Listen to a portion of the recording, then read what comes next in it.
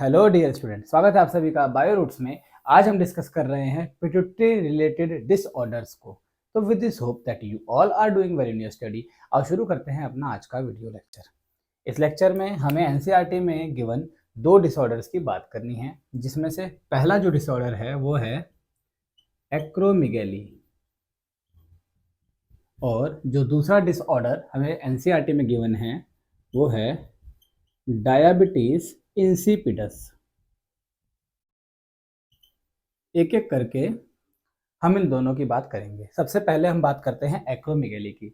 Acromegaly और NCERT के अंदर इसका रिलेशन एक आपको जाइगेंटिज्म टर्म मिलेगा, उससे भी है।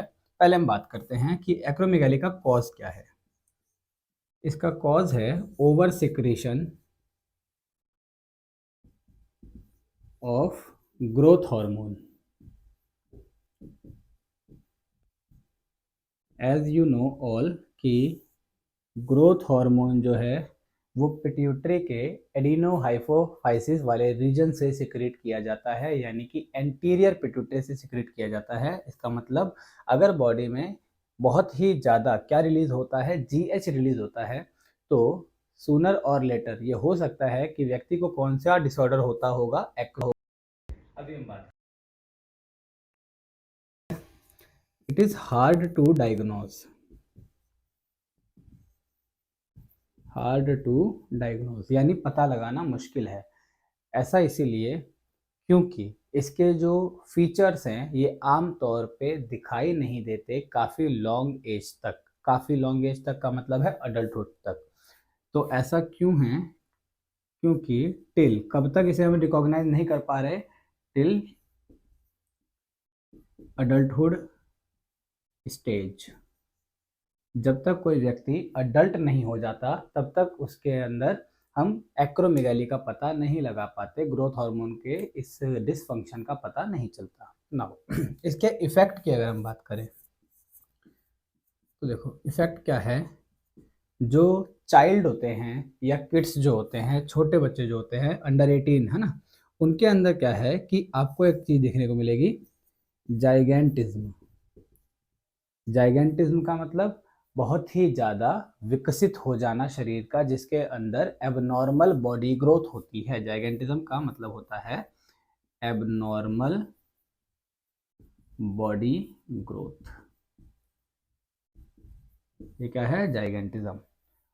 जब कोई व्यक्ति या जब कोई एक जो बच्चा है वो 18 के अंडर है, लेकिन उसकी जो बॉडी ग्रोथ है वो मस्कुलर ग्रोथ और बोन ग्रोथ वो बहुत ही ज़्यादा हो गई है, और वो एक अडल्ट की तरह या इवन उससे भी ज़्यादा मस्कुलर दिख रहा है, ये एक बहुत ही क्लियर सिम्टम है।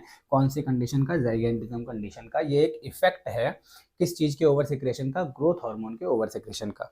नाउ यही जाइगेंटिज्म आमतौर पर देखो, ये जो सिक्रीशन वाला जाइगेंटिज्म वाला कॉन्सेप्ट है, ये मैं लिख रहा हूँ चाइल्ड की बात हो जा रही है। चाइल्ड मतलब बहुत छोटे बच्चे की बात नहीं कर रहा हूँ मैं, आप समझ रहे हो ना, उसकी बात कर रहा हूँ जो 18 के अंडर है। नाउ लेकिन यही जाइगेंटिज्म अगर होता रहे, कैरी होता रहे, और अडल्ट स्टेज में आने के बाद उस व्यक्ति को देखो, जब चाइल्ड के अंदर ये आपको जाइगेंटिज्म शो होगा तो वो बहुत ही ज़्यादा, आप कह लो, डिसफंक्शनल सा देखने में नहीं लगेगा, या ऐसा नहीं लगेगा कि एक तरफ की बॉडी ग्रोथ ज़्यादा हो रही है, जैसे राइट हैंड बॉडी पार्ट्स ज़्यादा ग्रो कर गए हैं, लेफ्ट हैंड बॉडी पार्ट्स कम ग्रो कर रहे हैं, या फेशियल जो हमारे डेवलपमेंट्स हैं, मसल्स डेवलपमेंट फेशियल या बोन्स डेवलपमेंट, ये इक्वल होते हैं, आइसोलेटल हो सकते हैं। लेकिन अडल्ट में ये चीज़ें इक्वल नहीं होती, उसके अंदर में ये चीज़ें क्या होती हैं, कुछ खराब होने लगती हैं, बेकार लगने लगती हैं, बॉडी एक तरफ से ज़्यादा अलग तरीके से शेप होने लगती है। जैसे कि आपने द ग्रेट खली का नाम सुना है, उसके जो बॉडी के हम देखते हैं कि एक जो डिसफंक्शनिंग बॉडी हमें दिखाई देती है, खास करके पैरों में बहुत ज़्यादा उन्हें प्रॉब्लम होती है चलने में, क्योंकि बॉडी का वेट और हाइट और जो ओवरऑल डेवलपमेंट है वो कह सकते हैं बिल्कुल इक्वल नहीं है। उसका कारण ही है कौन सी कंडीशन? एक्रोमेगाली। तो अडल्ट के अंदर यही कंडीशन क्या कहलाती है? एक्रोमेगाली। हाउएवर दोनों टर्म्स को अदल बदल करके यूज किया जाता है। ये हो गया हमारा एक्रोमेगाली, जो किससे होता है? ग्रोथ हार्मोन से। इसका अगर टेस्ट करवाना है तो ब्लड टेस्ट के द्वारा आमतौर पे पता लगाया जाता है, बट और भी कई इसके टेस्ट हो सकते हैं। Now second disease which is given in NCERT वो है डायबिटीज इंसिपिडस। अब ये डायबिटीज आपके शुगर लेवल से लेने देने वाली नहीं है। ये डायबिटीज़ है आपकी बॉडी में होने वाले डिहाइड्रेशन की वजह से। यहाँ पे क्या होता है, इसका अगर हम बात करें कि कॉज क्या है, what is the cause of diabetes insipidus, तो वो है अंडर सिक्रेशन ऑफ ADH, या इसी का दूसरा नाम हमें पता है क्या है, वैसोप्रेसिन। अब वैसोप्रेसिन क्या करता है, ये बहुत इंपॉर्टेंट है समझना, तभी आपको ये जो बीमारी है ये समझ आएगी। वैसोप्रेसिन के कंप्लीट फंक्शन को एक वीडियो में हमने ऑलरेडी डिस्कवर, यहाँ पे हमने ऑलरेडी कवर किया हुआ है, लिंक आपको फ्लैश हो रहा है, आप उस पर क्लिक करके देख सकते हैं, जिसमें ये बताया गया है कि जो हमारे पास में वैसोप्रेसिन है, ये बॉडी के अंदर रास मैकेनिज्म को रेगुलेट करवाता है। केवल वैसोप्रेसिन ही नहीं, बस ये उसमें एक पार्ट है, और भी चीज़ें होती हैं रास मैकेनिज्म में। बट ले दे के बात ये है कि जो हमारी एक्सक्रीशन के लिए किडनी और नेफ्रॉन आपने पढ़ रखे हैं, नेफ्रॉन के अंदर एक बहुत ही इंपॉर्टेंट फंक्शन होता है वाटर रीएब्जॉर्प्शन, है ना। क्या फंक्शन होता है? Water reabsorption. जो यूरिन प्रोड्यूस होता है पर मिनट, उसमें से वाटर को बार बार एब्जॉर्ब किया जाता है और उसे वापस ब्लड में डाला जाता है। ऐसा इसीलिए किया जाता है क्योंकि अल्ट्रा फिल्ट्रेशन में बहुत ज़्यादा जो वाटर है वो ब्लड से निकल के कहाँ चला जाता है, वो चला जाता है यूरिन में। इसीलिए हमें मैक्सिमम अमाउंट ऑफ वाटर को वापस ले लेना होता है, जिसे हम कहते हैं वाटर रीएब्जॉर्प्शन। और यही वाटर रीएब्जॉर्प्शन होता है एक कॉम्प्लेक्स मैकेनिज्म के द्वारा, जिसका नाम है रास मैकेनिज्म। और इस मैकेनिज्म के अंदर एक बहुत ही इसेंशियल की इम्पॉर्टेंट हार्मोन कौन है? वैसोप्रेसिन है। तो अगर किसी व्यक्ति के शरीर में ये जो वैसोप्रेसिन है ये कम बनने लगे तो क्या होगा? तो उसका इफेक्ट ये होगा, वाटर रीअब्जॉर्प्शन जो है वो कम हो जाएगा, है ना। तो हम यहाँ से कह देंगे reduce rate of water reabsorption. Water reabsorption का जो रेट है वो क्या हो जाएगा? कम हो जाएगा, क्योंकि केवल और केवल जो ADH है वही रिस्पॉन्सिबल नहीं है वाटर रीअब्जॉर्प्शन के लिए, इसके बिना भी वाटर रीअब्जॉर्ब होता है। जब आप रास मैकेनिज्म की वीडियो देखोगे आपको उसमें पूरा कवर होगा। नाउ अगर ऐसा होगा तो जो अमाउंट ऑफ वाटर है वो ब्लड में से निकल के कहाँ जाएगा? यूरिन में।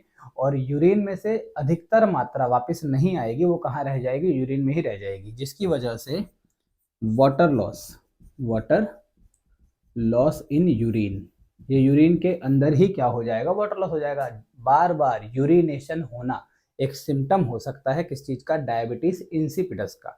अब अगर किसी व्यक्ति को बार बार यूरिनेशन हो रहा है, वाटर बॉडी में से कम हो रहा है, तो उस व्यक्ति के शरीर में पानी की कमी होगी, यानी कि डिहाइड्रेशन होगा, है ना। क्या होगा?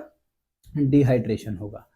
और डिहाइड्रेशन के लिए हमारे पास में रिस्पॉन्सिबल होते हैं रिसेप्टर, जो कि हाइपोथैलेमिक होते हैं या फिर नर्वस सिस्टम से रिस्पॉन्सिबल होते हैं। इसी वजह से जैसे ही बॉडी में आपका डिहाइड्रेशन होगा फिर से प्यास लगेगी। तो बहुत ज़्यादा यूरिन प्रोडक्शन होना और बहुत ज़्यादा प्यास लगना, बार बार प्यास लगना, ये एक सिम्टम हो सकता है किस चीज़ का? डायबिटीज़ इंसिपिडस का। नाउ वन और लास्ट थिंग, कि जो आपका ये ADH हार्मोन है ये पिट्यूटरी नहीं बनाती है, इसे बनाता कौन है? हाइपोथैलेमस। लेकिन सिक्रीट कौन करता है? ये सिक्रीट किया जाता है, secrete by posterior pituitary and produced by hypothalamus. तो ये बात ध्यान रखनी है। ग्रोथ हार्मोन कौन बना रहा है? आपका एडिनो हाइपोफाइसिस यानी एंटीरियर पिट्यूटरी। लेकिन ADH एंटी डायूरेटिक हार्मोन या वैसोप्रेसिन ये कौन बना रहा है? Hypothalamus. These are the two hormones जिसके डिसऑर्डर NCERT में ऑलरेडी आपके पास गिवन है। तो इस वीडियो में इतना ही। नेक्स्ट वीडियो में हम आगे अदर ग्लैंड्स के बारे में डिस्कस करने वाले हैं। मैं मिलता हूँ आपसे नेक्स्ट वीडियो में। Until stay tuned. जय हिंद।